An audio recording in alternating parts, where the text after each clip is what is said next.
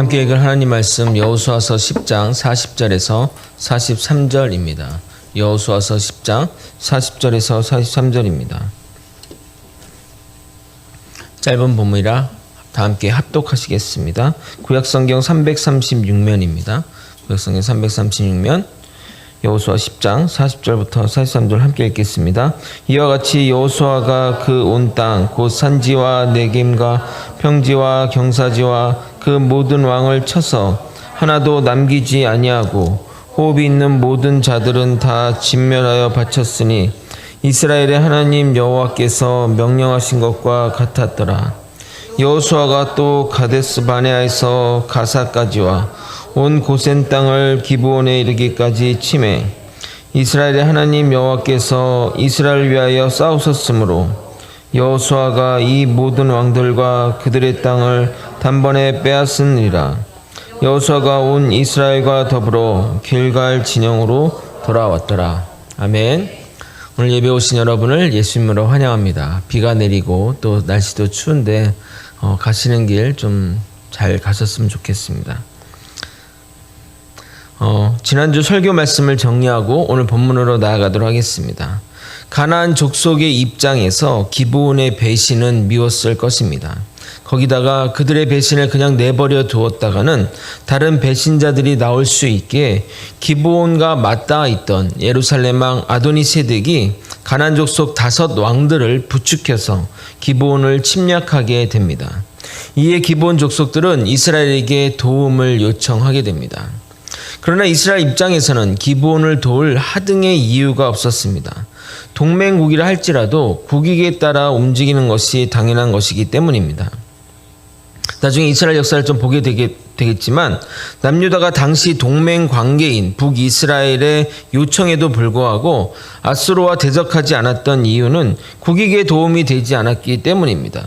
그런데 이스라엘이 기브온의 요청에 응할 수밖에 없었던 이유는 그들이 맺은 조약 때문입니다. 징계로 인해 이스라엘과 기브온의 이 관계가 그냥 동맹의 관계가 아닌 주종의 관계가 되었기 때문에 그들을 보호하기 위해 참전하지 않을 수 없었던 것입니다. 그러나 이것은 하나님의 놀라운 계획입니다. 속인 대가로 받은 그 징계가 그들을 보호하는 이유가 되었습니다. 아마도 기브온 사람들 중에는 이스라엘 민족을 위해 평생 물을 깃고 나무를 패는 일이 그들에게 주어졌을 때는 그들 스스로 그것에 대한 불만이 많았을 것입니다. 이렇게까지 해야 되나? 이렇게까지 이렇게 비참한 삶을 살아야 되나? 생각도 들었을 것입니다. 하지만 그들이 이스라엘의 종이 되었기에 그들이 살게 된 것입니다. 이어 이스라엘은 전쟁에 참여하게 되어 가나안 5개 족속과 전쟁을 벌어지게 됩니다. 근데 그때 놀라운 일이 벌어지게 됩니다. 우박이 떨어지고 또 적군에게 떨어져 전쟁의 싸움보다 우박으로 죽은 자들이 더 많게 발생하게 되고 해가 뜨기를 멈추는 일이 발생했습니다. 정말 둘 다 놀라운 기적이지만 기적은 기적일 뿐 그것에 너무 집중할 필요는 없습니다. 왜냐하면 그 기적이 말하는 바가 하나님이 이 전쟁을 함께 하시고 이 전쟁을 승리로 이끌어 간다는 증거일 뿐이기 때문입니다. 그래서 그 기적에 집중하기보다는 그 목적을 생각하길 바랍니다. 물론 이 해가 멈추는 사건은 학자들마다 다양한 의견을 내기도 합니다. 다른 기적과 달리 매우 복잡한 사건이기 때문입니다. 그런데 그럼에도 불구하고 그것이 중요하지 않습니다. 앞으로 다시 일어날 일이 아니라 특수한 상황 가운데서 벌어진 이례적인 일이고 그리고 그 사건으로 인해서 하나님이 더 특별해지는 것도 아니고 또 그것이 없다고 해서 덜 특별해지는 것이 아니기에 기적에 집중하지 말고 그 목적, 기적을 하신 그 목적에 우리가 집중하면 되는 것입니다. 오늘 본문은 40절에서 43절까지만 읽었지만 16절 이후로의 본문을 다룰 예정입니다. 이스라엘이 남부 지역의 전쟁을 마무리하면서 이 전쟁이 승리하게 된 그 배경 그리고 조건에 대해 이야기 나눠보도록 하겠습니다. 어느 성도분이 이렇게 전쟁 얘기만 자꾸 하니까 좀 너무 건조하다고 말하시기도 합니다. 그러나 성경의 한 본문, 성경의 이 각 권의 본문의 강의가 다 이루어지면 전체적인 이 메시지가 명확하게 여러분에게 인식되고 그렇게 기억으로 남게 됩니다. 새벽 예배 때 사사기 한 2달 정도 할 때 얼마나 힘들었습니까? 저도 힘들고 뭐 듣는 여러분도 힘들지 않았습니까? 맨날 죄에 막 호적되는 느낌이었지만 뭐 저부터 그래서 막 질려했던 것 같습니다. 그러나 사세기 강해를 통해서 자기 소견에 옳은 것이 죄악이라는 것들이 깨닫고 그 죄악이 우리를 어디로 이끌어가는지 어느 방향으로 이끌어가는지 확실하게 깨닫게 되지 않았냐 이 말입니다. 그러므로 성경을 읽을 때는 끈기를 가지고 깊게 전하는 메시지를 고민하며 들을 필요가 있는 것입니다. 아마 여호수아가 다 마무리되면 여호수아는 어떠한 책이고 무엇을 우리에게 알려준 책이라는 것이 명확하게 정립이 될 것입니다. 전쟁이 이렇게 수세에 몰리자 가나안 남부 연합군 왕들은 막게다 동굴에 숨게 됩니다. 그들의 입장에서 그들의 생각하기에 이 동굴에 숨으면 안전하리라 생각해서 그곳으로 피난처를 삼은 것 같습니다. 그런데 그들을 쫓던 병사들이 그들의 은거지를 찾게 되었고 여호수아에게 보고하자 여호수아는 굴 어귀에 돌을 굴려 동굴을 막고 사람들이 지키게 하였습니다. 이스라엘 입장에서는 이 왕들을 시급하게 성급히 왕을 처단하기보단 나머지 남부 연합군 군사들을 진멸한 다음 처리하려는 생각이었습니다. 그래서 이 완벽한 승리를 이끌고자 한 행동인 것입니다. 18절부터 21절까지 읽어도록 하겠습니다. 여호수아가 이르되 굴 어귀에 큰 돌을 굴려 막고 사람을 그 곁에 두어 그들을 지키게 하고 너희는 지체하지 말고 너희 대적의 뒤를 따라가 그 후군을 쳐서 그들이 자기들의 성읍에 들어가지 못하게 하라. 너희 하나님 여호와께서 그들을 너희 손에 넘겨주셨느니라 하고 여호수아와 이스라엘 자손이 그들을 크게 사륙하여 거의 멸하였고 그 남은 몇 사람은 견고한 성들로 들어간 고로 모든 백성이 평안히 막게다 진영으로 돌아와 여호수아에게 이르렀더니 혀를 놀려 이스라엘 자손을 대적하는 자가 없었더라. 왜 여호수아는 이런 방식의 전쟁을 이끌었을까요? 우리는 여기서 이 여호수아의 지혜를 보게 됩니다. 만약 이스라엘이 이 도관의 든지 같은 왕을 처단하면 군사들은 전쟁이 끝났다고 생각하여 해이해질 수 있기 때문입니다. 속담에 진정한 사냥꾼은 이 토끼 한 마리를 잡을 때도 호랑이를 잡는 마음으로 나섰다고 하는 것처럼 여호수아는 이 전쟁에 진심을 다하고 있는 겁니다. 여호수아와 군사들이 나머지 잔당을 거의 소탕하고 이 막게다에 이르게 되자 굴의 입구를 열고 왕들을 끌고 나오게 됩니다. 그리고 장수들에게 그들의 목을 밟으라고 명령합니다.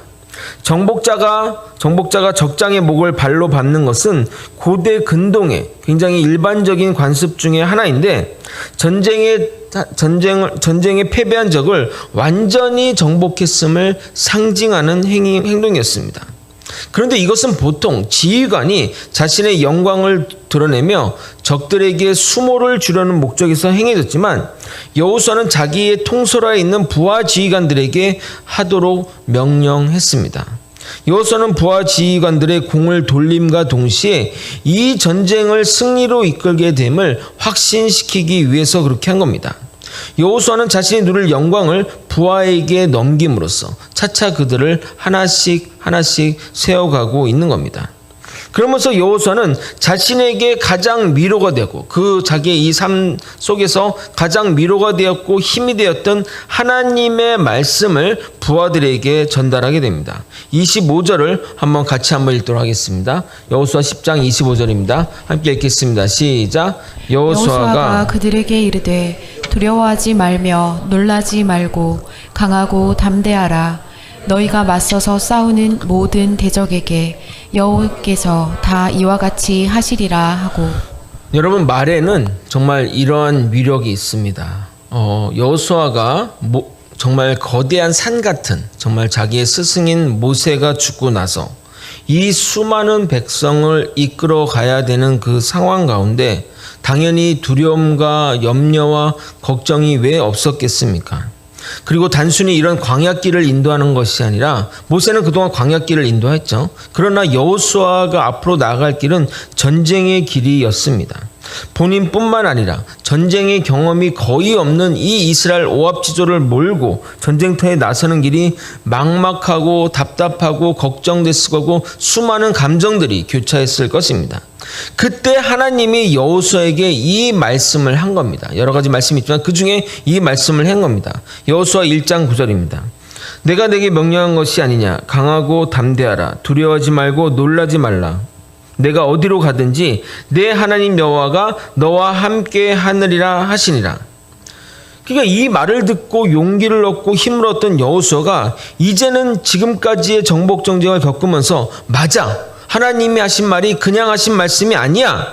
그 말씀을 믿고 살아보니 자신의 경험치가 늘어났고 이제는 격려의 말인 아닌 실제가 되어 본인이 체화되어 본인의 입으로 하나님의 말씀을 전하는 겁니다. 본인이 체화되지 않았다면 이렇게 말했을 것입니다. 하나님이 그러시던데 두려워하지 말고 또 놀라지 말고 강하고 담대하래. 하나님이 우리에게 함께 하시겠다고 하더라 라고 얘기했지 않겠냐 이 말입니다. 그런데 여호수아는 마치 자신의 말인 것처럼 부하들에게 말하고 있습니다. 하나님의 말씀을 자기가 차용한 거 아니냐, 표절한 거 아니냐 오해할 수 있지만 여호수아는 이제 10장에 이르러서야, 이렇게 1장에 했던 말이 이제 이르러서야 하나님의 말씀을 진심으로 깨닫게 된 겁니다.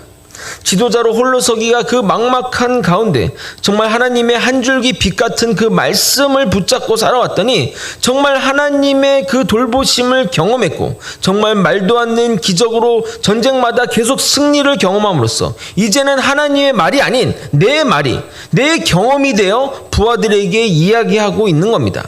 말씀이 이렇게 위력이 있는 것입니다. 김춘수 시인의 꽃이라는 시를 아십니까? 제가 굉장히 그 시를 좋아하는데 전체적인 맥락이 이 내용과 좀 일치해서 여러분에게 읽어드리도록 하겠습니다. 내가 그의 이름을 불러주기 전에는 그는 다만 하나의 몸짓에 지나지 않았다. 내가 그의 이름을 불러주었을 때 그는 나에게로 와서 꽃이 되었다. 내가 그의 이름을 불러준 것처럼 나의 이 빛깔과 향기가 알맞은 누가 나의 이름을 불러다오. 그에게로 와서 나도 그의 꽃이 되고 싶다. 우리들은 모두 무엇인가 되고 싶다. 너는 나에게, 나는 너에게 잊혀지지 않는 하나의 눈짓이 되고 싶다. 저는 이 시의 정서가 이것을 내포하고 있다고 생각합니다. 내가 경험하기 전에는 그 말씀은 그냥 몸짓에 불과했습니다. 그러나 그 말씀이 경험이 되고 그 말씀이 내 것이 되어 결실을 맺어 꽃이 되었습니다. 그래서 나도 누군가의 용기의 말을 전하고 싶고 그에게 그 말씀이 꽃이 되길 바란다 라고 저는 해석을 했습니다. 시는 뭐 해석하기 나름 아니겠습니까? 하나님께 들은 이 용기의 말을 간직하고 살아왔던 여호수아는 그 말씀대로 살았더니 삶에서 직접 경험하게 되었고 그에게는 그것이 진리가 되었던 것입니다. 이제는 자신에게 확고한 진리이기에 그 말을 처음 자신에게 한 대상은 사라지고 자신의 말이 되었던 겁니다. 그래서 당당하게 부하들에게 저렇게 말할 수 있었던 것입니다. 그렇게 처단한 5명의 왕을 나무에 매달고 해질녘 율법에 따라 그들을 내린 다음 그들이 도망갔던 굴에 넣어서 그들의 무덤으로 삼았습니다. 아이러니하게 그들의 피난처가 그들의 무덤이 되었던 겁니다. 이어서 여호수아와 이스라엘군은 남부 연합군의 근거지를 하나씩 점령해 나가게 됩니다. 사진을 보면 이해하기 쉬울 것 같아 지도와 함께 사진을 함께 보시면 이스라엘군은 막게다를 진멸하고 림나로 나아가고 이어 림나를 진멸하고 라기스로 나아가고 전쟁을 벌이게 됩니다. 잘 안 보이시나요? 뭐 하여튼 저런 식으로 이렇게 지금 갔다는 걸 얘기를 하는 겁니다. 그리고 라기스를 도우려고 올라온 게세만 호람과 그 백성을 쳐서 죽이고 다시 에글론으로 나와 싸우고 에글론을 진멸하고 이제 헤브론으로 나아가게 됩니다. 그리고 이어 드빌에 이르러 싸우고 최종 승리하게 됩니다. 이 전쟁의 과정을 이 한 줄로 요약이 가능합니다. 40절입니다. 40절 읽어드리도록 하겠습니다. 이와 같이 여호수아가 그 온 땅 곧 산지와 네겜과 평지와 경사지와 그 모든 왕을 쳐서 하나도 남기지 아니하고 호흡이 있는 모든 자는 다 진멸하여 바쳤으니 이스라엘 여호와께서 명령하신 것과 같았더라. 그러니까 기브온을 돕고자 시작한 전쟁이 엄청난 결과의 승리로 돌아오게 되었습니다. 저는 이것 또한 하나님의 섭리이자 하나님의 지혜라고 생각합니다. 이제 여리고성과 아이성 전투의 경험만 있는 이스라엘 보고 본격적인 남부 지역의 왕들과 전쟁하라고 하면 시작부터 겁이 나서 나서지도 못했을 것입니다. 그러나 이 약조 때문에 어쩔 수 없이 시작된 전쟁을 하다 보니 이렇게 이어졌고, 계속해서 적들이 몰려오니까 정신없이 전쟁을 하다 보니 이렇게 승리하게 된 것입니다. 하나님의 입장에서 첫 전쟁 가운데 하나님의 놀라운 기적을 배치하여 손쉽게 승리함으로써 이스라엘 백성들에게 자신감을 세워줬고, 여호수아도 그 탁월한 지도력으로 이끌고 백성들을 격려하고 높이 세워주고, 또 그런 하나님의 들었던 말씀을 그들에게 전달하면서 탄력을 받아 전쟁에 임할 수 있었던 겁니다.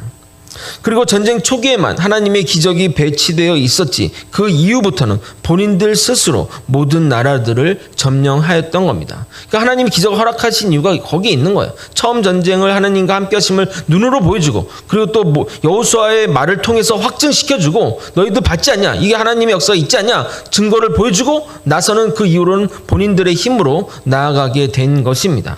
그러니까 단순히 하나님이 기적을 그냥 아무 때나 펼치는 게 아닙니다. 그런 것들을 가르쳐주고 그런 것들을 하기 위해서입니다. 어떻게 이 놀라운 결과가 우리에게 주어진 것일까요? 저는 승리의 비결이 있다고 생각합니다.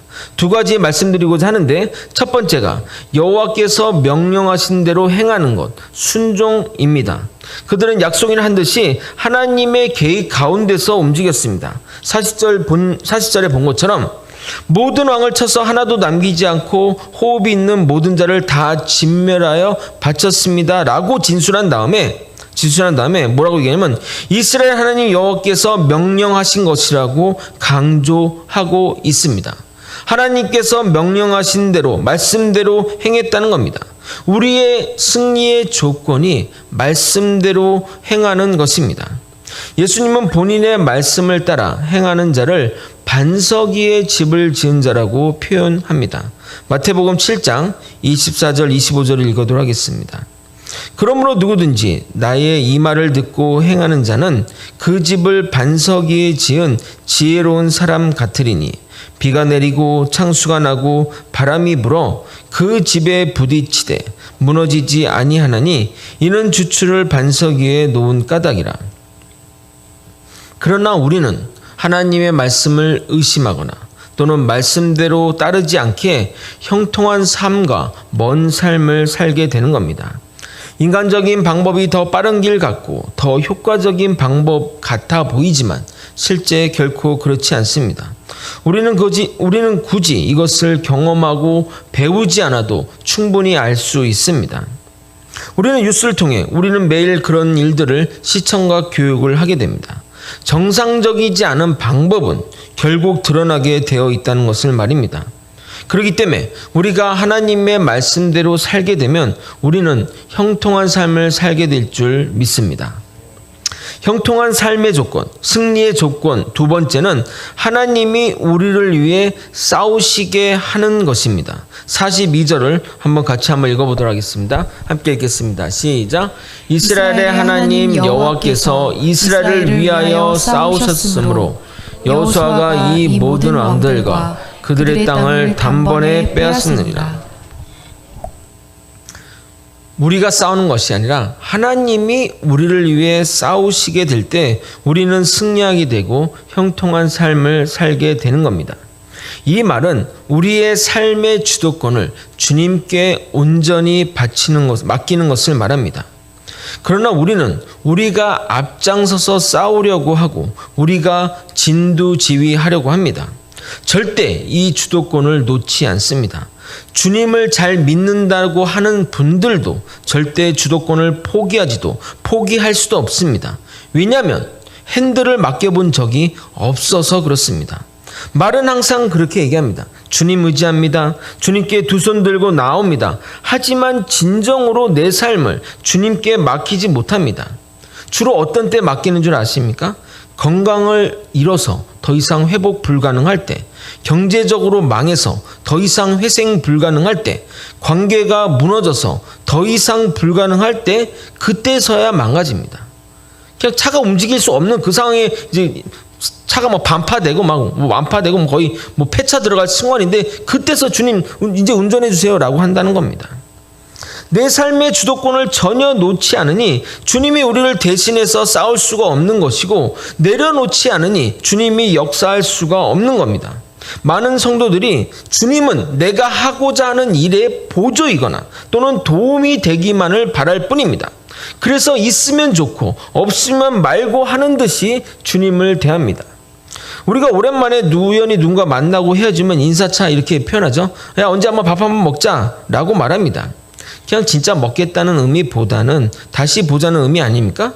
저도 오랜만에 친구랑 만나서 이렇게 얘기를 하다가 헤어지게 됐는데, 그 친구가 야, 조만간 만나서 한번 밥 한번 먹자 라고 해서 그래, 조만간 보자 라고 헤어졌습니다.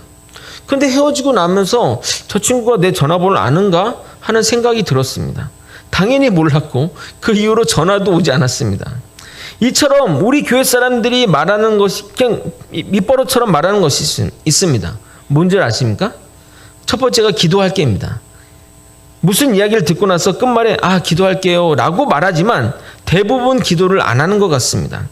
혹여나 저는 이제 그럴까봐 나중에 또 까먹고 안 할까봐 그 자리에서 짧게라도 기도합니다. 물론 듣는 사람도 상대방에게 기도 부탁합니다 라고 말하지만 인사말처럼 부탁하는 느낌이 많을 때가 있습니다. 믿음이 이렇게 형식화되고 또는 관념화되면 그것은 정말 의미 없는 믿음이 되는 겁니다. 기도할게라는 말과 더불어 가장 많이 하는 말이 내려놓음입니다. 주님을 의지합니다. 전적으로 의지합니다 라는 말입니다. 많은 목사님이 설교 가운데 말하고 우리도 내려놓겠다고, 주님만 의지하겠다고, 주님만 전적으로 맡기겠다고 말합니다. 그런데 정말 내려놓는 분을 거의 본 적이 없습니다. 우리가 하나님을 주님이라 부르는 그 주님의 뜻이 주인님이라는 뜻입니다. 내 삶의 주인님이라는 뜻입니다. 내 삶의 주인이 되시며 전부 되시며 모든 것이 되시는 분이라는 것이 이 주님이라는 호칭 안에 포함되어 있는 겁니다. 그런데 우리 삶에서 하나님의 자리가 점점 사라져서 주인이 아니라 손님이 된 지, 전락되어 버린 지 오래되었습니다. 그래서 제가 싸울 테니 주님은 응원해 주세요 라고 하며 주님의 자리를 한정해 버린다는 겁니다. 그러나 사실 우리는 우리 인생에 대해 정말 무능합니다. 자동차는 곧잘 운전하시겠지만 인생의 운전대를 여러분 여태까지 혼자 다 운전해 왔지 않습니까? 솔직히 물어보겠습니다. 인생이 쉽던가요? 공자가 나이가 50이 넘으면 지천명이라고 했습니다. 그래서 하늘의 뜻을 아는 나이라고 했는데 여기 계신 모든 분들이 다 50이 넘었죠. 우리 아들만 빼고 50명 넘었죠. 여기 계신 분 중에 하늘의 뜻을 아시는 분이 있습니까? 솔직히 말하세요. 하늘의 뜻은커녕 여러분의 인생도 잘 모르지 않습니까? 나는 이제 인생의 도를 어느 정도로 깨달았다고 알고 있다고 말하시는 분 있습니까? 솔직하게 손 한번 들어보세요. 근데 인생은 살면 살수록 모르지 않냐 이 말입니다. 저는 어릴 적에 40살이 넘으면 어느 정도 인생에 대해 알 줄 알았습니다. 근데 40이 넘어 50이 넘어 가까이 갔는데도 아직도 모르겠습니다. 제가 운전하는 이 운전대를 여러분 믿고 따르실 분이 있습니까? 저는 제 자신도 제 운전대를 못 믿겠습니다. 자식 하나도 마음대로 못합니다. 어떻게 사역하는 건지 잘하는 건지도 모르겠습니다. 그래서 정말 기도 가운데 나아가는 겁니다. 마치 이 초행길을 무면허 운전자로서 운전하는 마음처럼 말입니다. 만약 저에게 주님이 없다면 저는 길을 잃어버릴 것 같습니다. 진심으로 여러분이 승리하는 삶, 형통한 자의 삶을 살기 원한다면 주님께 온전히 맡기십시오. 주님이 여러분을 대신해서 싸우시게 만들어야 합니다. 여러분의 생각과 아집과 고집을 내려놓고 주님이 일하시게 두셔야 합니다. 그래야 우리가 승리자의 삶, 형통한 자의 삶을 살게 되는 것입니다. 말씀을 정리하겠습니다.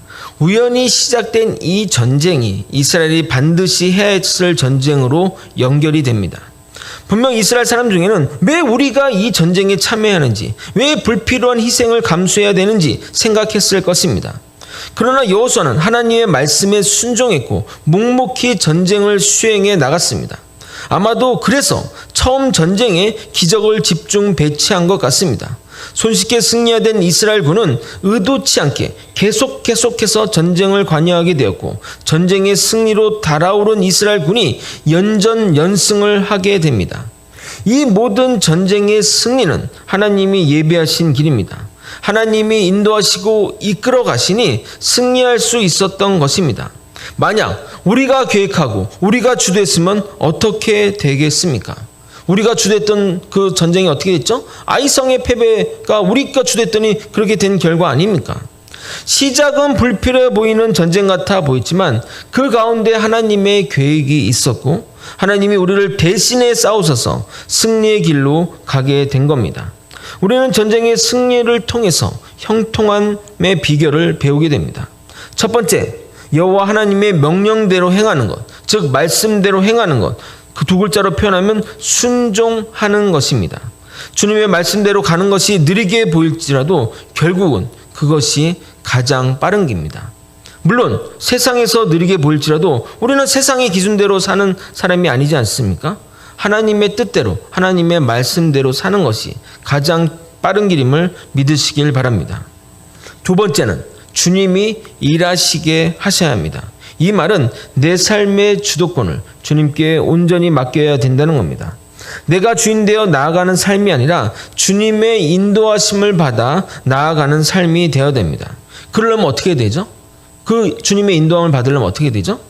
주의 말씀에 귀 기울이고 기도하시는 가운데 작고 세미한 음성에 귀 기울이며 주님보다 앞서지 않고 주님 따라가며 살아가야 하는 겁니다.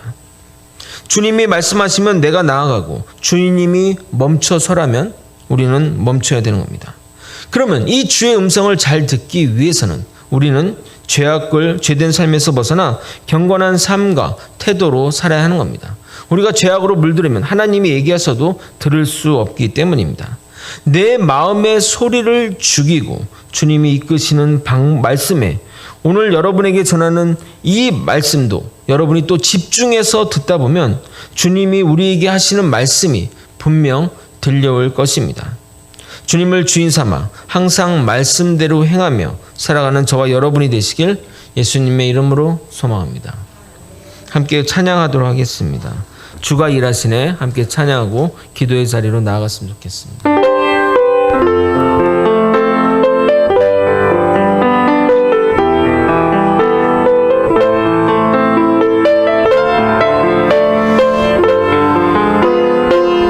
날이 저물어 갈 때, 날이 저물어 갈 때, 빈들에서 걸을 때, 그때가 하나님의 때. 내 힘으로 안 될 때, 내 힘으로 안 될 때, 빈손으로 걸을 때, 내가 고백해 여호와 이름. 날이 저물어 갈 때, 날이 저물어 갈 때, 빈들에서 걸을 때, 그때가 하나님의 때. 내 힘으로 안 될 때, 빈손으로 걸을 때, 내가 고백해 여호와 이름. 주가 일하시네. 주가 일하시네. 주께 아끼지 않는 자에게 주가 일하시네. 주가 일하시네. 신뢰하며 돕는 자에게. 2절 찬양하도록 하겠습니다. 우리 모인 이곳에 주님 함께 계시네. 우리 내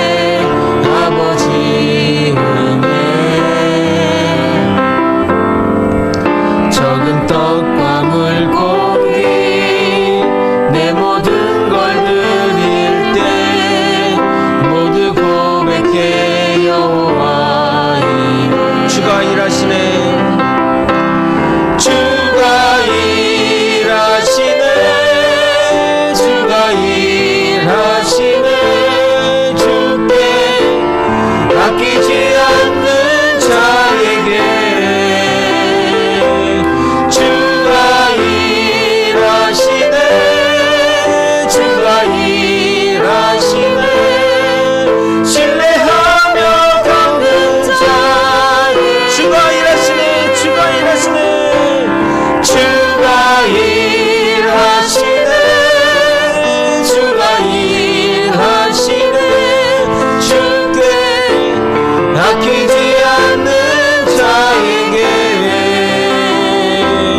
주가 일하시네. 주가 일하시네. 신뢰하며 걷는 자에게. 우리의 인생길은 짧습니다. 주님 말씀 순종하며 따라가기도 부족한 인생입니다. 여러분의 인생을 한번 돌이켜보십시오. 여러분이 주인 돼서 살아왔던 길이 어떤 삶의 결과를 지금 누리고 있습니까? 하나님이 허락하신 그 모든 축복과 영광된 삶이 여러분 삶에 놓여있냐 이 말입니다. 주님 말씀대로 살아가는 것이 정말 축복된 길이요 하나님이 허락하신 형통의 삶임을 믿으시길 바랍니다. 그래서 죄악과 싸우고 하나님 말씀에 순종하며 기도하는 가운데 하나님 뜻을 물어가며 한 발 한 발 내딛는 우리가 되기를 소망합니다. 여러분 정말 세상의 일들 부동산이나 이런 것들 얼마나 물어보고 철저하고 그렇게 노력합니까? 그런데 어떻게 인생의 길을 정말 인생의 정말 중요한 길을 하나님께 묻지 않고 갈 수 있는 용기가 어디 있냐 이 말입니다. 하나님께 정말 묻고 의지하고 이 길이 맞는지 다시 한번 확인하고 더 하나님께 기도하며 그 길을 축복의 길로 바꿔달라고 기도하는 것이 정말 축복된 삶, 주님이 인도함 받는 삶입니다. 매일매일 삶 가운데 기도함으로써 주님의 음성을 듣고 하나님의 뜻을 살피며 아버지 이것이 하나님의 영광을 가리는 것이 아닌지 매일매일 점검하며 나아갈 때 그것이 내 몸의 체화가 되어 나중에는 그런 고민도 없이 그 말씀이 내 삶이 되어 그렇게 살아가게 될 것입니다. 물론 처음에는 그 말씀 따라 사는 것이 기계적이고 또 그렇게 사는 것이 어렵겠지만 나중에 그 말씀대로 살다 보면 자연스럽게 하나님의 눈이 내 눈이 되고 하나님의 뜻이 내 뜻이 되어 그 길로 가게 될 것입니다. 여러분 말씀 따라 살기 원합니다. 말씀 따라 사는 것이 여러분이 사는 길입니다. 그것이 하나님의 축복된 길이고 하나님의 복된 길이고 하나님 여러분의 삶을 기쁨으로 아버지 행복으로 평안으로 세상이 줄 수 없는 평안의 길로 인도할 것을 믿습니다. 이 시간 정말 이러한 믿음을 가지고 이런 신뢰를 가지고 주님께 나아가길 소망합니다. 주님의 이름 한번 부르고 통성으로 기도하시겠습니다. 주여 하나님 아버지 하나님의 말씀이 여호수아에게 체화가 되어 아버지 그 하나님 말씀이 자신의 말이 된 것처럼 아버지 정말 우리가 기도하는 가운데 하나님 말씀을 받는 가운데 정말 그렇게 믿음의 길을 갈 수 있도록 인도하여 주옵소서. 주님의 길이 무엇인지 매일매일 묻고 기도하는 가운데 매일매일 묻고 하나님의 뜻이 무엇인가 모든 결정 한순간 한순간마다 주님의 뜻을 묻고 결정해 나갈 때 아버지 정말 우리는 주님의 인도함 받는 삶을 살게 될 것입니다. 아버지 그것이 처음에는 피곤하고 지치고 또 그렇게 묻고 따지고 하는 것들이 깐깐해 보이고 힘들어 보이지만 나중에는 그렇게 삶을 그렇게 1년, 2년, 3년 살다 보면 하나님의 시야로 세상을 바라보고 하나님의 뜻 가운데 살게 되고 하나님의 말씀이 내 것이 되어 아버지 그렇게 살아갈 줄 믿습니다. 주님 붙들어 주시옵소서. 하나님의 시야가 내 시야가 되고 하나님 뜻이 내 뜻이 되어 아버지 그렇게 믿음의 삶을 살아갈 수 있게 도와주옵소서. 아버지 세상에 많은 사람들 또 믿음의 사람들조차 아버지 하나님께 맡기지 않고 내 뜻과 내 의지대로 내가 아버지 절대 잡은 이 핸들을 놓지 않는 믿음의 사람들이 너무나 많습니다. 아버지 그 길이 낭떠러지로 가는 길인지도 모르고 죽음의 길로 가는지도 모르고 그렇게 나아가는 아버지 우리 믿음의 사람들을 붙들어 주셔서 주님께 온전히 맡기고 주님의 온전히 인도함 받아 살아가는 우리가 되게 도와주시옵소서. 주님 사랑이 많으신 하나님 아버지 정말 우리가 그동안 인생을 내가 주도하여 내가 핸들을 붙잡고 살아왔다면 이제는 온전히 주님께 맡기고 나아갈 수 있게 도와주시옵소서. 모든 일 가운데 주님께 묻기를 원합니다. 모든 일 가운데 기도하며 나아가기 원합니다. 모든 일 가운데 하나님이 일하심을 경험시켜 주시옵소서. 그래서 아버지 하나님의 말씀이 여호수아에게 체화되어 자신의 말이 아버지 그 부하들에게 나간 것처럼 아버지 하나님의 시야로 보고 하나님의 말씀대로 사는 것이 내 것이 되어 이제는 아버지 당연한 하나님의 인도함 받아 사는 축복된 삶을 우리 삶 가운데 허락하여 주시옵소서. 주님 뜻대로 살기 원합니다. 주님 말씀 따라 살게 하여 주시옵소서. 오직 주님이 내 삶에서 일하시게 하는 자가 되게 하여 주시옵소서. 사랑이 많으신 예수 그리스도 이름 받들어 기도드렸나이다. 아멘. 우리 들으신 말씀을 놓고 기도하시고 또 여러분 각자 또 개인의 기도 제목 기도하시고 교회 또 공동 기도 제목 기도하시다가 자유롭게 돌아가도록 하겠습니다. 다 함께 주님의 이름 부르고 기도하시겠습니다. 주여 하나님 아버지 우리의 마음 가운데 하나님을 따르는 아버지 믿음의 신뢰가 있게 도와주옵소서. 아버지 그동안 내 뜻과 내 생각대로만 살아왔습니다. 아버지 절대 내 이 핸들을 결코 내가 운전하겠다고 살아왔습니다. 그러나 아버지 정말 내 삶의 결과가 아버지 어떤지를 눈으로 볼 수 있게 도와주옵소서. 내 삶 내 뜻대로 살아온 것이 아버지 지금의 삶임을 아버지 깨닫게 도와주옵소서. 매일매일 순간에 하나님 우리하고 하나님께 묻고 아버지 하나님의 기도하며 나아가는 우리가 되게 도와주옵소서. 아버지 그것이 축복된 삶이요 하나님 허락하신 삶임을 깨닫게 도와주옵소서. 아버지 성경에서는 아버지 예수 믿는 자들이 형통한 삶을 살고 승리의 삶을 산다고 그렇게 얘기하는데 왜 나와는 별개의 삶 같고 나에게는 아버지 아무 상관없는 것처럼 들렸던 이유가 바로 여기에 있음을 아버지 우리가 깨닫게 도와주옵시고 아버지 주님의 말씀에 순종하며 주님이 내 삶에서 일하시게 주님이 내 삶을 인도함 받게 주님의 삶을 이끌어갈 수 있도록 이끌어 주시고 인도하여 주시옵소서.